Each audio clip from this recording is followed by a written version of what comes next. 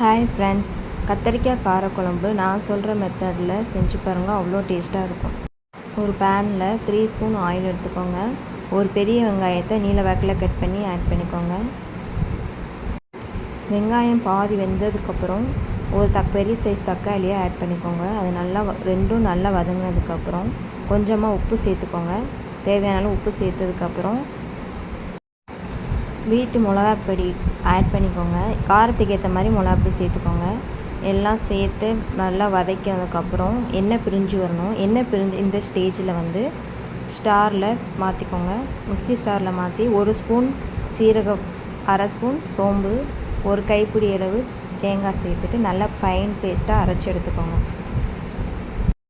அரைச்சி வச்ச மசாலாவை தனியாக எடுத்து வச்சுட்டு ஒரு பேனில் 4 ஸ்பூன் ஆயில், 1/2 ஸ்பூன் கடுகு, 1/2 ஸ்பூன் வெந்தயம் சேர்த்துக்கோங்க. நல்லா தேய்ச்சதுக்கப்புறம் ஒரு வெங்காயத்தை நல்லா பொடிசாக கட் பண்ணி சேர்த்துக்கோங்க. கொஞ்சமாக கருவேப்பிலை. ரெண்டு நல்லா வதங்கினதுக்கப்புறம் ஒரு கத்தரிக்காய், ஒரு முருங்கைக்காய், ஒரு உருளைக்கிழங்கு சேர்த்துக்கோங்க. எல்லாம் நல்லா வதங்கினதுக்கப்புறம் பாதி ஸ்டேஜில் கொஞ்சமாக சால்ட்டு, மஞ்சள்தூள் ஆட் பண்ணிக்கோங்க. நல்லா வதங்கி கலர் சேஞ்ச் ஆகி வரும். இந்த ஸ்டேஜில் மசாலா ஆட் பண்ணிக்கோங்க. மசாலா சேர்த்ததுக்கப்புறம் நல்லா கிண்டி எண்ணெய் பிரிஞ்சு வரணும்.